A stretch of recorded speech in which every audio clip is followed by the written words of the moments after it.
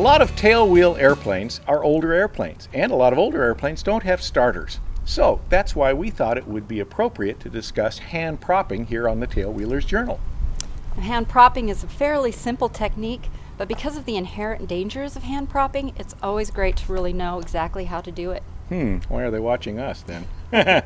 Anyway, if you're going to hand prop, it's probably a good idea to learn some additional engine basics. Well, we've got the Cessna 140's cowl open so we can show you a little bit about the ignition system. Now, most aircraft engines are equipped with magnetos. Those are these little gizmos back here. Now, most magnetos are equipped with what's called an impulse coupling. Impulse coupling is a really clever little doohickey. It's mounted between the magneto and the engine case.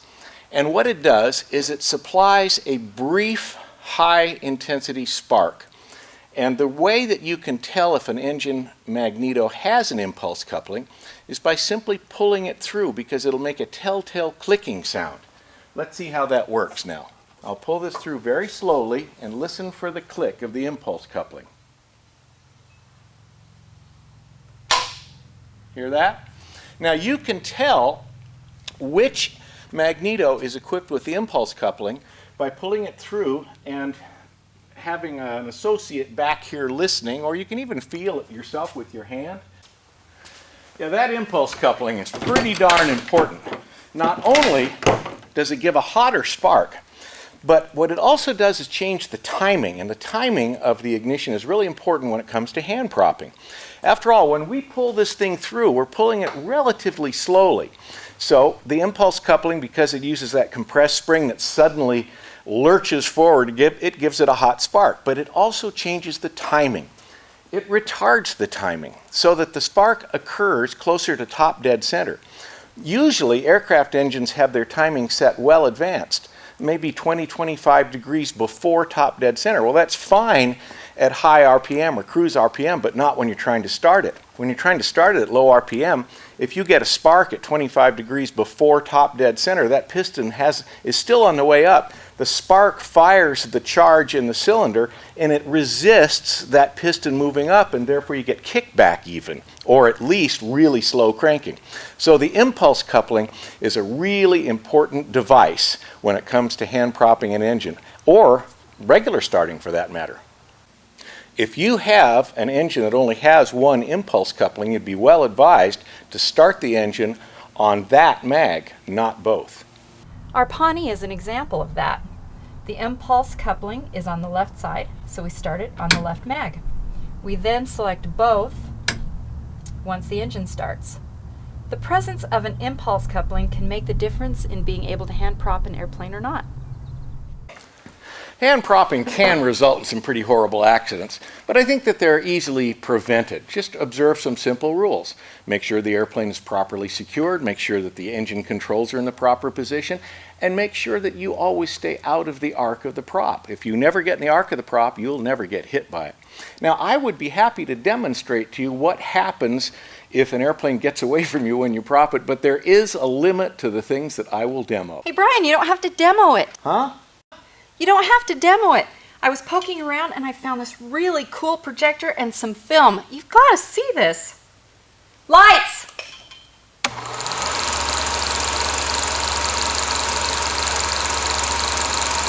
This cutting untied the plane. He found the starter inoperative because of a low battery. So he adjusted the throttle, turned on the mags, and got out and hand propped the plane. It caught, turning about 1,500 RPM. One brake is partially holding, causing the aircraft to rotate. The passenger, never having been in an airplane before, is paralyzed with fear.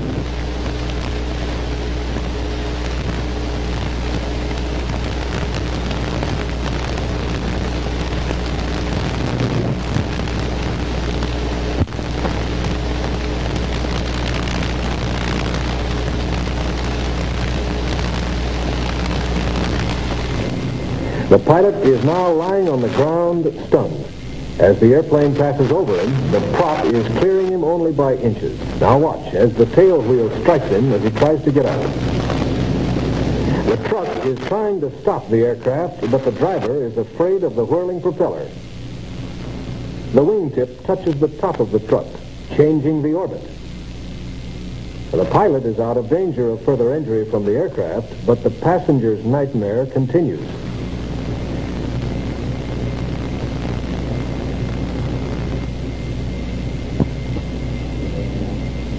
Plane crashes into two other parked aircraft, causing major damage. Taken to the hospital in a state of both recovered. Be smart. Propping is dangerous at best. Don't let this happen to you. Wow, what a rodeo. That's what can happen if you don't secure your airplane before you hand prop. What happens if you get into the arc of the prop? Well, let's go out to the Pawnee and find out. Well, I don't want you to be afraid of the propeller, but I do want you to respect it. Now, this is my pal Eden here. Hi. Eden is going to help me with my little demo. Eden, would you please hand me a chicken? Been wanting to do this for years. Thank you very much. Now, I have a question for you, young lady. What do you think that propeller is going to do to this chicken when I fling it through? I think it's gonna chop to pieces. You think? That will get all dirty. Well, let's find out, shall we? Crank it up, Janae! Okay, clear prop.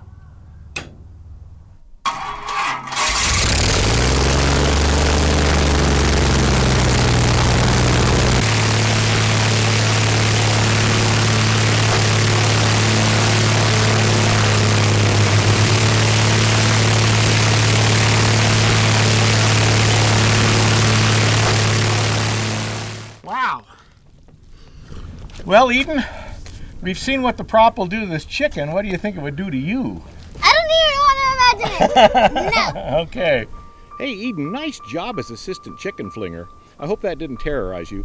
You know, I just want to make sure that you have a healthy respect for propellers. You know, you're getting in on the ground floor of this really exciting aviation biz. If you stick with it, you can go far. I've got some really cool jobs for you that'll be a real feather in your cap. Really? Yeah. Now that Eden and Brian are finished flinging chickens at the Pawnee, let's go over to the 140 and find out how to hand prop properly. First, secure the aircraft at a tie-down. A cold engine will usually have to be primed before you start it. That's pretty simple. That's what the primer's for. But you don't have to use that. You can also prime by just simply pulling it through. Mixture rich, mags off, throttle closed, chock secured. Just pull it through. And lots of times you can hear it slurping at the carburetor. You hear a little slurping sound.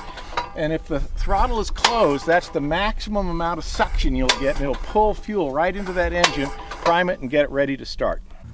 Here's another little priming secret. Pumping it. You can pump it like this and you'll hear it slurp. I usually do about 4 pumps per cylinder. Then you flip it through the next cylinder, pump to the next cylinder. By the time you've done all the cylinders, it's thoroughly primed.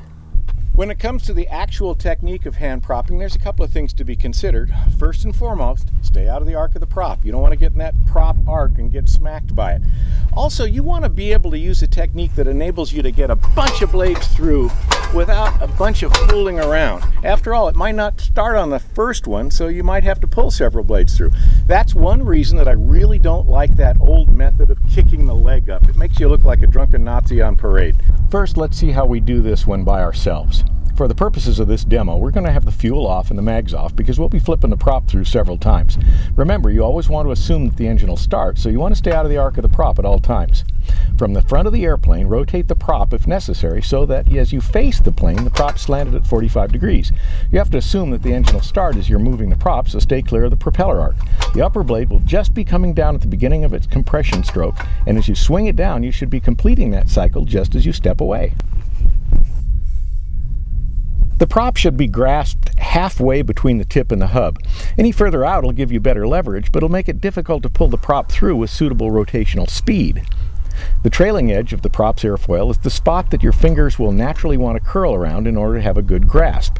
But be careful about wrapping your fingers around that trailing edge. If your finger's first joints are on the edge and the prop kicks back, it'll be painful.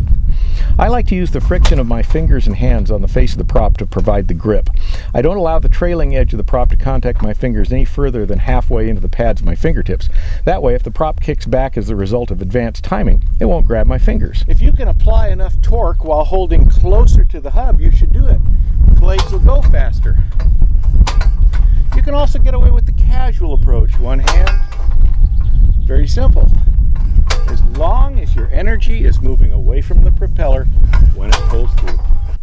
There are two places to stand while propping an airplane. One is from the front, like we've been doing, and the other is on the side of the airplane behind the propeller. My good friend Daryl Ashbacher let us borrow his L4 Cub to demonstrate the latter technique. Some tandem-seated airplanes like this L4 Cub are best propped from behind. It's really the safest way to do it. One of the things I like about it, we've got this chalked, but you don't have to have any method of attaching the airplane to the ground. You wouldn't have to have it tied down if you were all by yourself. You wouldn't need to have a qualified person in the front seat. You can do this all by yourself out in the middle of a field. So you simply turn the mags on. You got the throttle closed or previously adjusted. You hold on to this frame right here so you're not going anywhere. And right here where you can adjust it.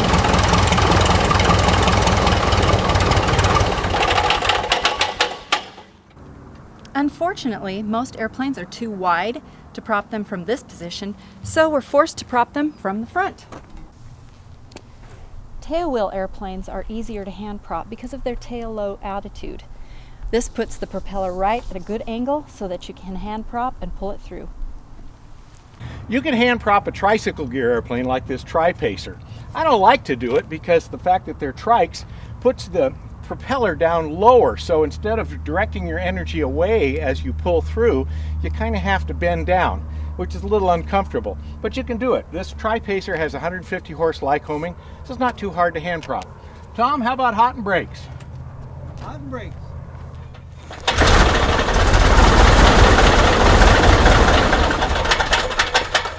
Lots of times you'll be able to have a qualified person in the cockpit while you prop. We don't, so we're going to use Brian. Communications between the person doing the propping and a person in the airplane should be pretty simple. Cold and closed refers to the ignition or the magnetos and the throttle. Hot and brakes, of course, to the ignition again and the brakes. We want to make sure that they're on. And we repeat these terms back and forth between the two of us. We'll show you how it works. Okay, so what we're going to do now is we're going to go ahead and hand prop this airplane. First thing we're going to do is have a conversation with the guy in the cockpit. Hey Brian, are we cold and closed? You mean the qualified guy in the cockpit? Yeah, that guy. Yeah, it is cold and closed and the brakes are set. Okay, I'm going to check this just to make sure. Okay, so I'm going to pull it through a couple of times.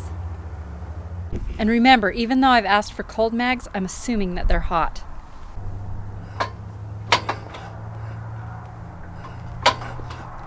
Okay, now we're going to go ahead and prop this airplane. Hot and brakes! Hot and brakes. Okay, I'm going to check the brakes again. Okay, here we go.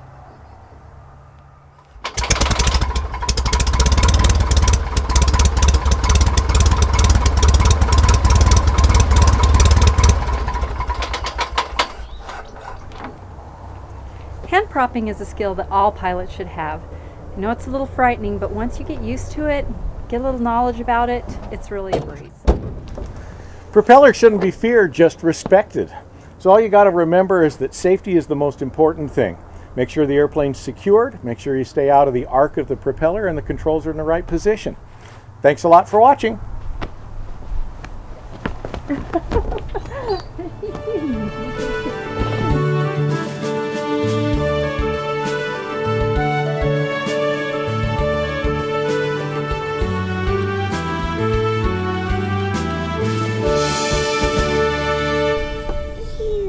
Chicken guts.